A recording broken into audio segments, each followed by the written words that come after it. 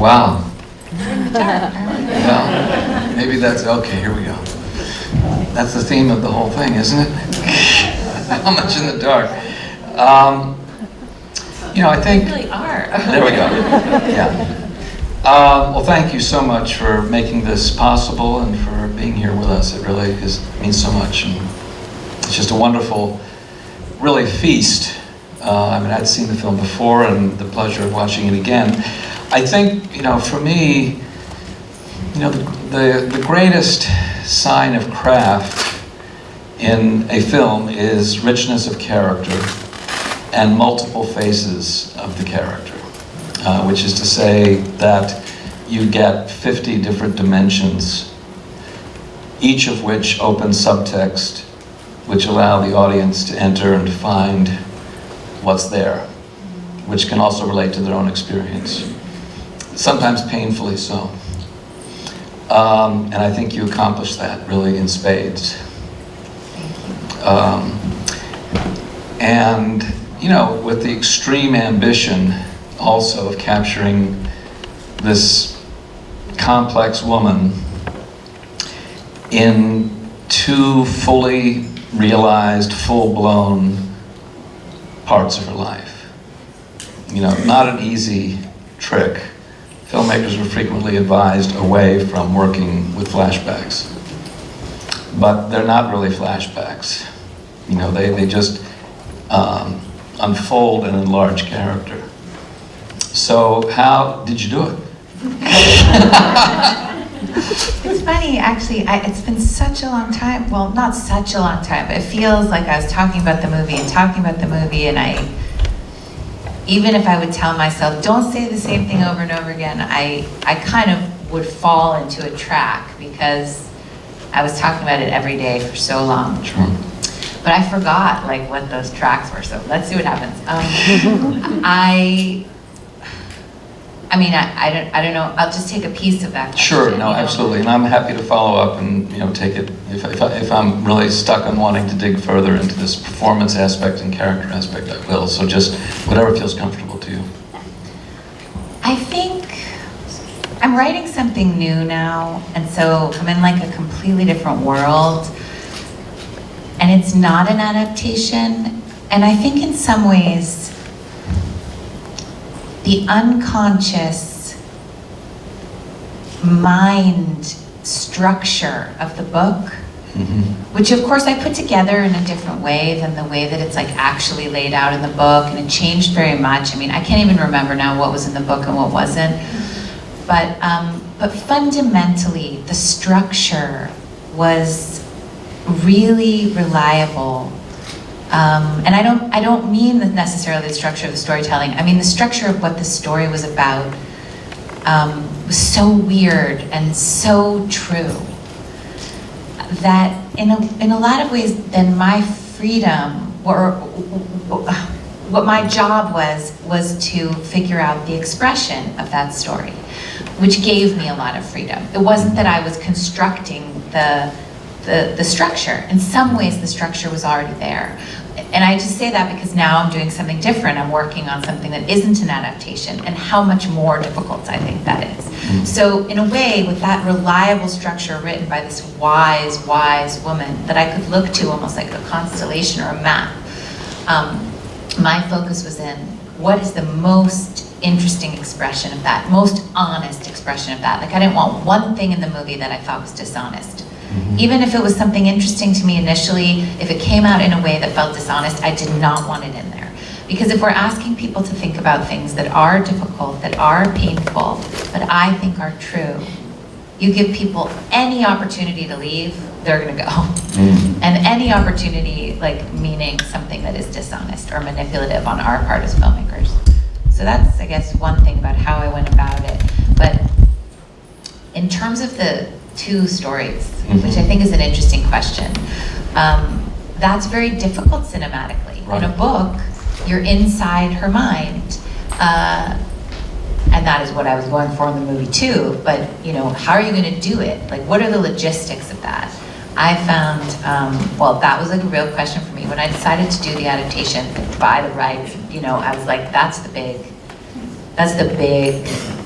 worry. That would not worry. That's the big question mark. And I thought, okay, you know what? I'm not gonna deal with the logistics in the adaptation. I'm gonna write the adaptation as if I could do whatever I wanted, as if I lived in a universe where I could stretch Olivia Colman, or I mean, honestly, when I was writing, my Leda was so different than Olivia Colman. You know, whatever, this imaginary Leda, I could make her be 25, I could make her be 46. I forgot how old she say. She's 47. 48. 48, right? Yeah. 48. And so I did it like that in my mind when I was writing, and then when I got to it, I thought, okay, how am I going to do this? Okay, I could cast one actor and sort of age them or unage them or whatever, and then I thought, no, that's in the category of things that's dishonest, you know? If I'm asking people to go on a trip with me, that's difficult, I can't do that. So then I thought, you know, I think the only way to do it is to treat the audience like intelligent, artistic-minded, curious adults and say, listen, we all know that Jessie Buckley and Olivia Colman are two different people. I'm not gonna like make them have the same hairstyle or, you know, walk with a limp or like have a neck tattoo or something. You know they're different for the purposes of our story. Can you go on the trip with me? Can we make a poetic agreement that they're helping me together, I'm helping them to tell the story of this one woman's mind? And I think by respecting also the actors, as an actress myself, if someone had told me, oh, you're playing the older Jessie Buckley or the younger whoever, and you have to now walk a certain way, move a certain way, talk a certain way, I would have really resented that. I wanted the full expression from both actresses, utter freedom. But I think like not trying to pull the wool over anyone's eyes really helps with everyone just getting on the trip. Also, there's a beautiful cut, and it was my editor, who I just think is brilliant, genius, and it's so interesting how little you need. The first time you see Jessie in the flashback is when Olivia's at the beach, and she gets kind of anxious. She's seeing Dakota in the water, and she sort of like puts her hands to her lips, and she goes to get a glass of water from the bar, and she goes into the flashback with the peel it like a snake. And there's just one little cut where Olivia's going like this, and so is Jessie. They kind of both in profile, like kind of move forward, and it's like, it's done, that's it, that's all we needed. Right. Everybody's on the trip, you know? So. And she calls out for her daughter, right? I mean, she calls out for Bianca. Is that the first time we see her? Yeah. No, the first time you see her, I think, is just when she's peeling the orange with the little girls. Oh, that's right, yeah. How did you approach casting? I mean, I may come back to this character stuff, but I mean, it's such a fabulous cast. I mean, of course, and you have your own connections being an actress, and people know who you are, and so your approach would probably, you know, be pretty direct and straightforward. But how did you get there? I mean, where did you start? Who was the first character that you did cast, and was it exactly what you had in mind? Well, I think when I was writing, like I said, I didn't have any real person in mind. I had an imaginary people in my mind. Although I think I wrote every male character for my husband, who did play the professor, in case you don't know that. And he's like up in Ripton right now with our other daughter, tending bees. So yeah, in some ways I wrote them all for him. Although I wasn't sure at first that I wanted him to play that part, but we can get into that later. But so first I thought about Leda, and I thought I needed somebody who, I think it's really important, I thought it was really important, I continue to think it's really important that Leda is not crazy. If she's crazy, then she's, you know, we can just say, oh, I'm not crazy, so I have no reason to have to relate to her. I don't have feelings like this. And I think there's many, many examples of films all over the place, really interesting films with incredible actresses and really fantastic directors about crazy women. There's some kind of porn thing with like a fantasy of watching crazy women. And here, in fact, it's the very opposite, is a kind of feeling of normalizing of very dark, perverse, strange, shameful feelings that nobody wants to talk about. So I needed an actress who was fundamentally not crazy, not, you know, who was sane.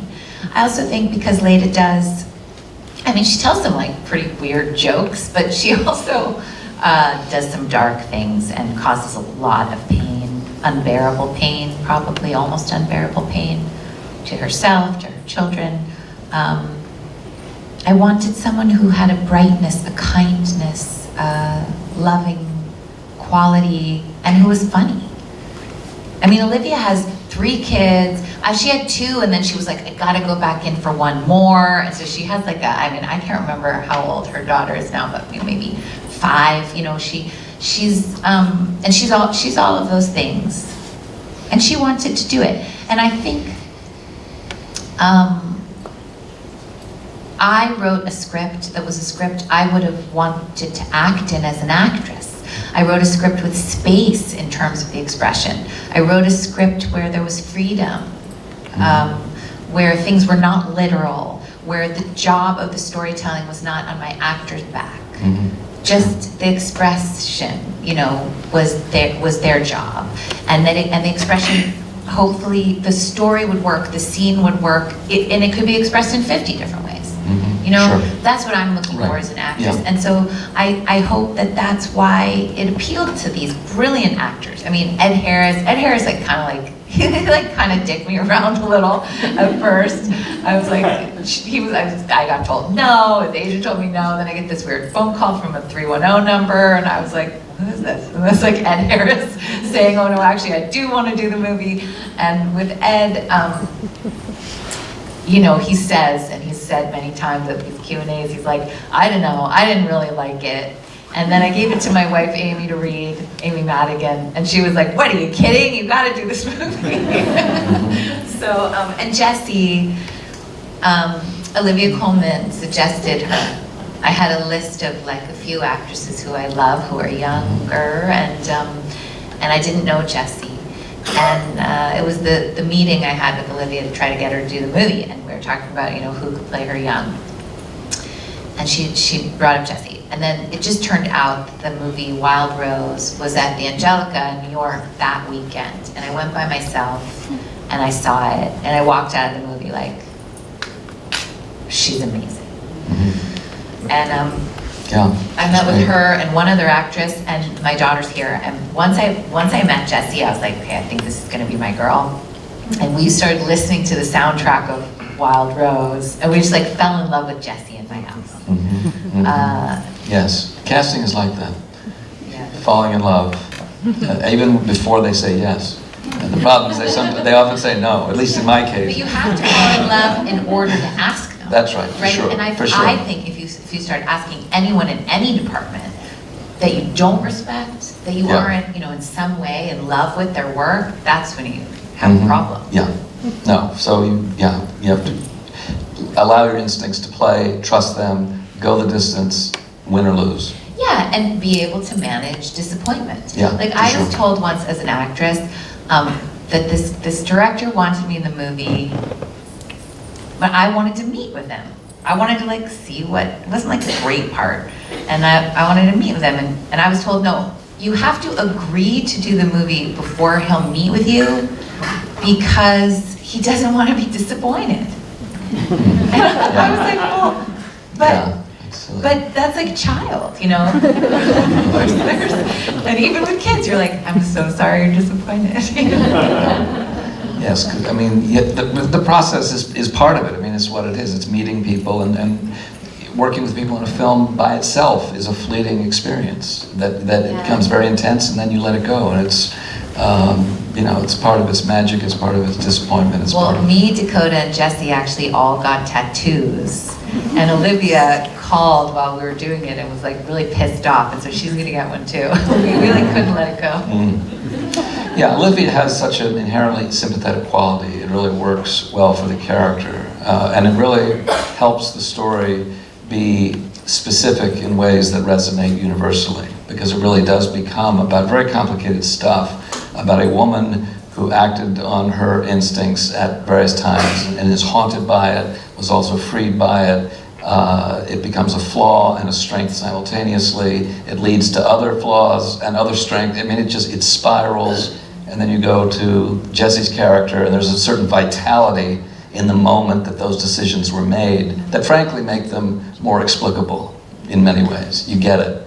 And just how, and what the trap is for women, to a certain extent, you know, to be perfect and to be, you know, consistently there and, you know, sustain all of it and can't deviate.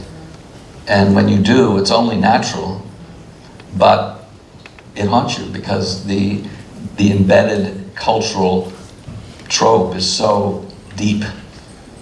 And so that's, to me, really what's so extraordinary about the film, is that it, in some ways, you know, gives freedom to this so-called unnatural mother, which is nothing more than a natural state. Yeah, I mean, the unnatural mother definitely begs the question, what is a natural mother? Right. You know? Yeah.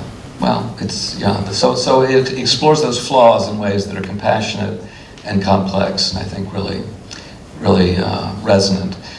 I'll ask one more question and open up to the audience a little bit. When we spoke a couple of years ago, you expressed some frustration with certain of the directors you worked with as not either giving you what you needed or overbearingness or whatever, just some frustration with that. So for you, in your first experience as a director of a feature film, and a very ambitious film, what did you bring to it that you took away from your own experience as an actor working with directors? Good or bad? I mean, just in terms of things you wanted to avoid or things that you really wanted to bring to it. It's totally clear to me that the work that is the most exciting and alive and brave, and the experience, it comes out of a loving environment. I don't have any question in my mind about that.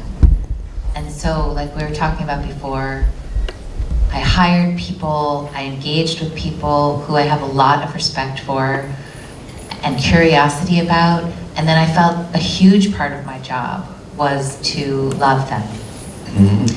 And you can't fake that. In the same way you can't fake it if you're dating or if you're, you know, you have to actually do it. And there's a degree of vulnerability in that can be scary. True. But the work that people do, everybody, particularly actors, I know that side of it because I've spent so much time doing that, but everybody, when they're loved, when there's space made for them, when you're not like, you know, when it's not like you have to trick me into making space for your own expression. I understand that if you're a DP or a production designer or a prop master or an actor, that you are here not just to make like no money on our tiny movie. You're here because you also have something to express, because you also have a story that you want to tell. And I know without a doubt, I mean, I can tell you some examples, but my film is so much richer, so much better because of the space I made for not just the expression of the other people involved, but the super brave expression because they knew that they were actually loved. And the thing is, like, they were. I remember the end of cutting, because I came to the cutting room, and I like really love my editor. I think he's brilliant, and I will work with him on everything. At least it seems that way now. But I remember I saw his assembly, and I was like, oh, whoa, okay, that's not the movie, but it's really interesting. And then we spent like a few weeks just getting the story, these things I had been holding in my arms, like as if I were pregnant, getting them out into the cut. You know, then we honed and stuff, but like, Sure. okay, I understand, okay, you saw the scene like this, but here's what I was doing, here's what I was wanting, and then it would shift once he understood me, but the state of being like super pregnant with this movie, as we, you know, like kind of this, the end of just getting the first real cut out felt like I was like 44 weeks pregnant. Because I was holding things that were really valuable to me and really valuable to all of them, like in my body. Once I got them out, I felt so much better. And then the cutting had a, well, no, then I worried about other things, but I did feel a relief once I had taken care of the things that were offered to me because these people knew that they were loved. Yeah. So what you're talking about is the idea of creating conditions for people to do their best work. It's your job as the director to create that space. And in this case, an emotional space, as well as an open-ended narrative space by writing material that can be interpreted in 10 different ways. Well, that I'm responsible for the storytelling, that I'm not putting that on my actor's back. You know, I've read scripts where, you know, unless you weep here, the story doesn't work. Or people will say, oh, you know, I can't tell that you're happy. Or maybe a better example is, I can't tell that you're sad, you're laughing, and unless we know you're sad, the story won't work. That is no fun. Right. You know, it's much more fun when you could laugh, you could dance, you could weep, you could, and still the story will get told. Yeah. I think that's what is It shifts the chemistry, but it allows it to be fluid. And the story's open-ended enough that that can happen. I mean, I tell students when I work with them, don't write the lines so they can only be played one way. No. You know, and I think this film is so rich in subtext. Every single line, basically, has multiple meanings attached to it that are totally apart from what's literally being said. And that's really one of the great things. It allows an actor to even play two things simultaneously sometimes. Yeah, or like 40 things. Yeah, sure, exactly. Did you have rehearsal? No. We didn't have any time and money. It was like August 2020. Everyone was just... difficult time. 2 weeks of quarantine, and then we were shooting. But you know, everybody's different. Everybody wants their own thing, which I really understand. Jessie and I were texting. We were sending poems, and she would send me like sort of photographs of Leda and the Swan, and you know, she has her own way. Peter, my husband, like all of a sudden started reading so much. I did an audio recording of Anna Karenina. He listened to the whole thing while reading the book. He read the Magus, we were in Greece. He read Kurt Vonnegut's, it's okay, don't worry. Kurt Vonnegut's, like lectures on, you know, he's just got like really kind of heady and super intellectual, and you know, everyone has their own way, but no, we didn't rehearse. How many days of shooting? 28. Wow. Yeah. I sometimes say that every actor speaks a different language. Yeah. And it's what makes it fascinating. Yeah. As a director to find the way into that. You know what, I rehearsed with Dakota. We liked to rehearse. We did like Zoom rehearsals. It's totally weird, but I rehearsed with Dakota. And I love that whole process to this day. Yeah, cool. All right, a couple questions? Yes, right here. This is my second time seeing the movie. It's so beautiful. But the first time on a big screen, and I'm really curious about whether you imagined that camera work when you were writing it. Because it's almost unbearably close up sometimes. I mean, it makes you feel that discomfort sometimes, and also the intimacy of it. That strikes me so much. It made it just so much more intense to be so close up so often. And I wonder if you were thinking about that when you were writing. Well, I realized, well, a few things. One is my DP,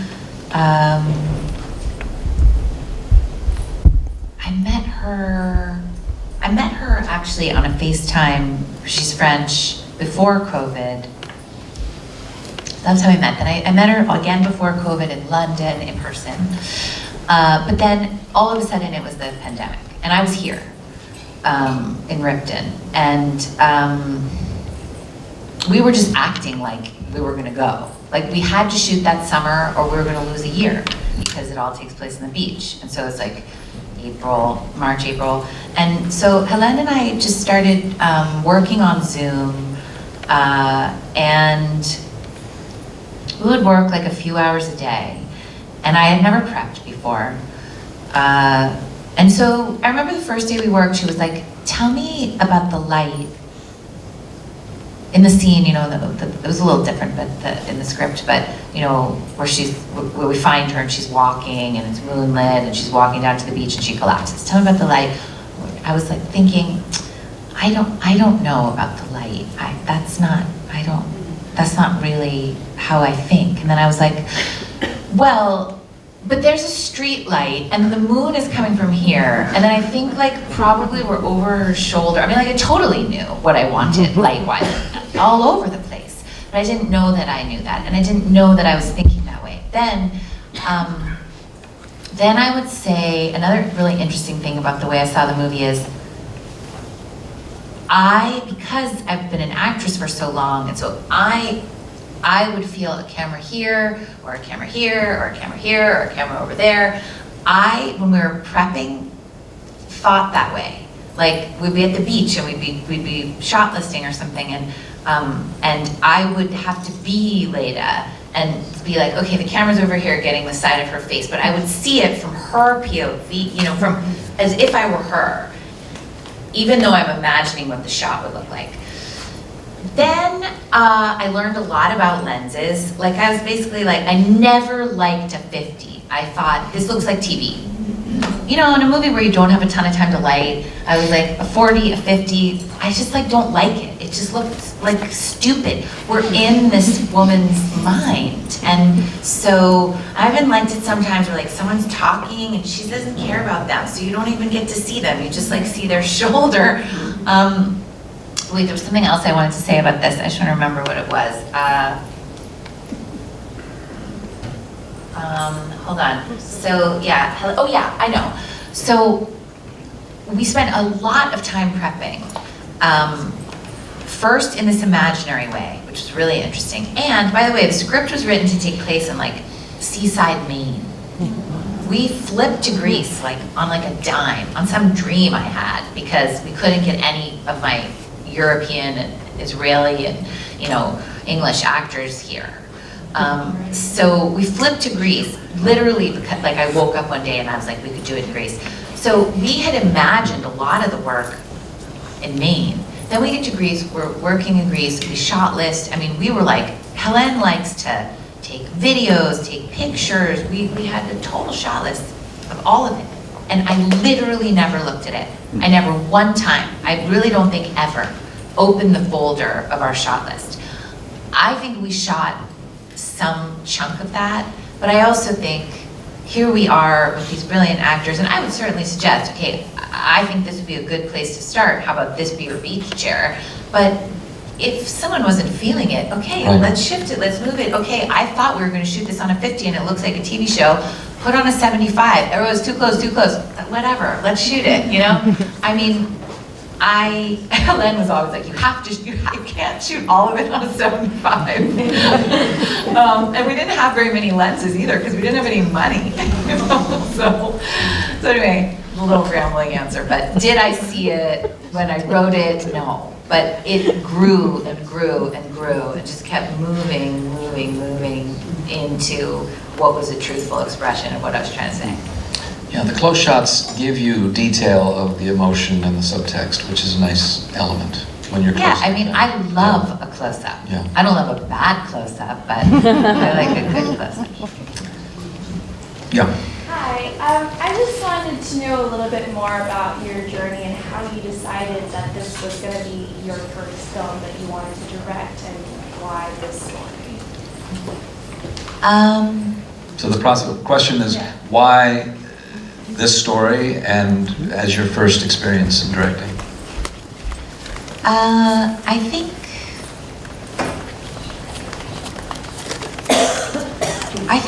this is I think something to do with Trump being elected president after saying you can grab women's pussies and if you're powerful, they don't mind. And then there's, a week later, absolutely no consequence, and he becomes the president of the United States. I think there was a part of me that was like, you know what? Whatever games I'm playing with myself about what I want, fuck it.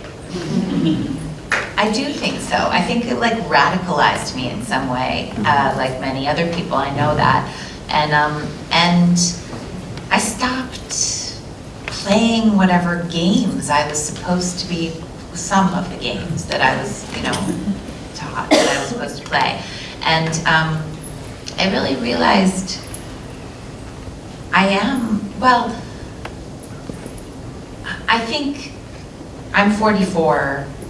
When I was younger, when I was growing up, if you were an actor, if you were a storyteller and you were a woman and you were interested in film, there were a whole lot of examples of really interesting, intelligent actresses who had taken the world in their hands and expressed something like I had never seen before. And there were almost no examples that I had access to of women who were directing and doing that.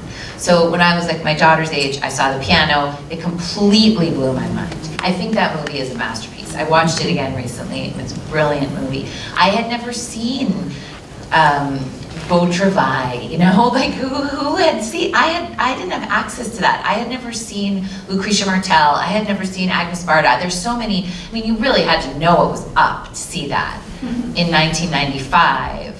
And I only had access to a little of it, or found my way into that. So I kind of thought, okay, I'm going to be an actress. I'm going to be an actress in the line of the women who I admire and do my storytelling that way. And like you were referring to, I think I often hit up against a wall of what I was able to express, of what I was able to offer.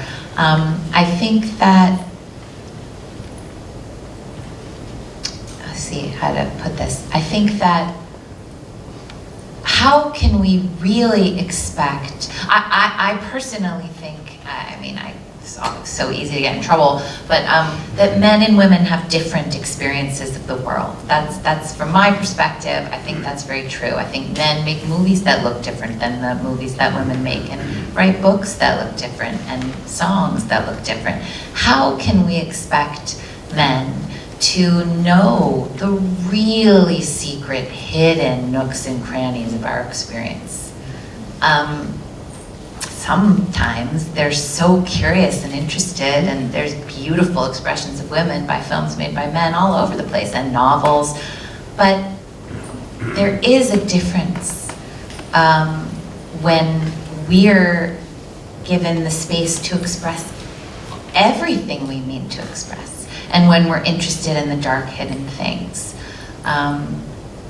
And so that's what Ferrante offered me. When I read Ferrante, I was like, whoa, I didn't even know I felt some of these things. The joke that she could be a man, you fucking wish. She's not a man, she's a woman, because I'd never heard any of these things expressed before about my particular feminine experience. And I thought at the time, what if instead of alone in my room with this book, going like, what did you say? Secretly, what if we could put it on screen? And all of you together in a room have to hear someone say it. And you might be sitting next to your mother or your husband or your lover, or, and that could be really dangerous and radical and interesting. So that was what drew me to Ferrante. And then I got the rights to the book. When I got the rights, Ferrante said, she wrote to me, I didn't meet her, I don't know her, I don't know who she is. But she said, you can have the rights, but only if you direct it. Which was this cosmic vote of confidence or push to me that and it scared me. I was like, well, I don't know, what if we could get Jane Campion to direct it? What if, But she was like, no. So that was part of what pushed me to do it then. Good for her. One more? It's said that one should not work with children or animals. The children in your movie are so authentic and they sell the story of the women. How did you get that performance? Was it director, mom, actor? Can you talk about working with the children? Yeah, I mean, I love those girls. They were like, we started the shoot with Jessie and the girls and Peter and like that whole story, the flashback stuff. And we had so little time. I mean, you wouldn't even believe it.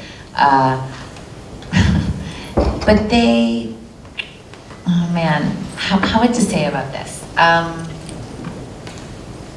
I don't believe that children are actors. I don't believe that's something you can ask them to do. I believe that if you can make them comfortable enough, I mean, not unlike adults, they can feel free enough to express something honest. So with a kid as little as like the two littlest girls,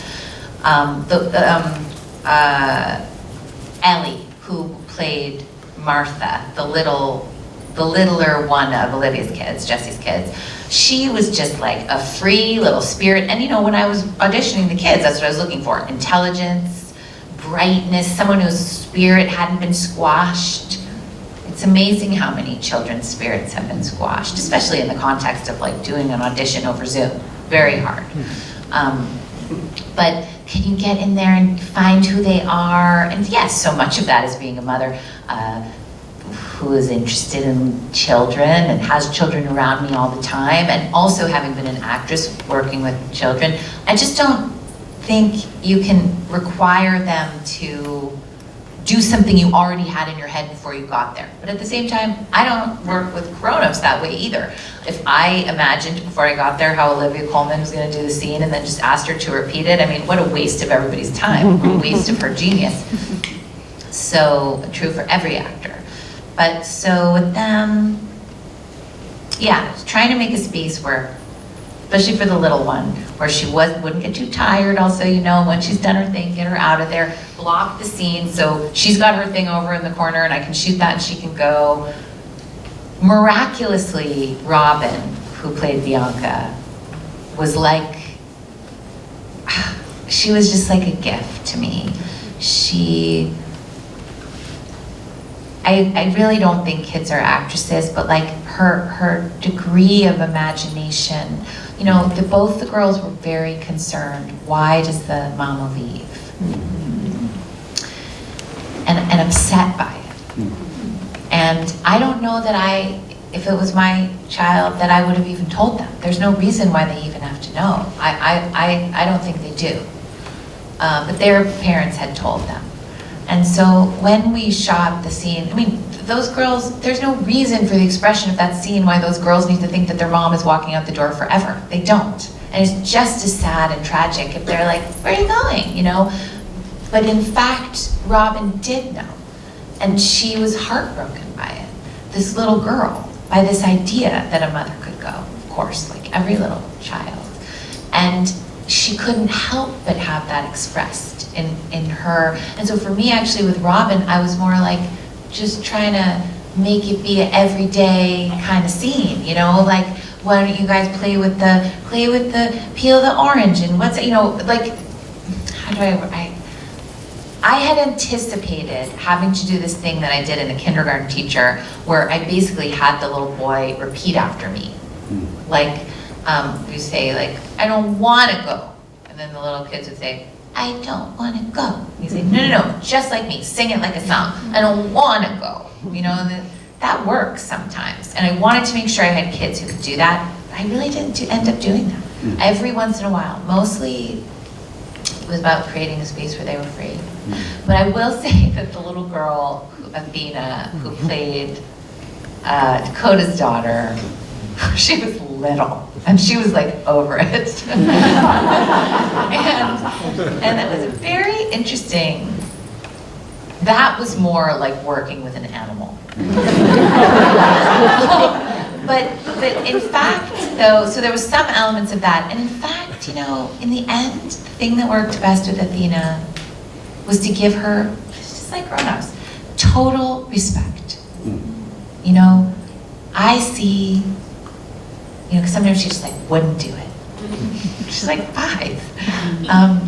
And I said, I see that when you don't listen to me, let me first say, she wouldn't do it, and so Dakota would be like, I'm gonna get you the biggest bag of candy. She doesn't have any kids. You know, and Olivia was 3 kids and it was so wonderful. It was like, right, we'll get an ice cream after this, you know, and everyone's trying, and she was like high on the power of all these people just like, get the fucking shot. But the thing that worked in the end was, I went and talked to her like really quietly, and I said, I can tell that when you don't listen to me, that it makes you feel bad. And she was like, and I said, and I can also tell that when you do listen to me, that it makes you feel really good. And she was just like looking at me like, yes. And I was like, so why don't we try where you listen to me? And she did, and I made absolute sure to say, that was so great. You listened to me, you did it. She was so proud. And, you know, so like, it's just a lot like being a mom, yeah. Maggie, thank you so much. So very much.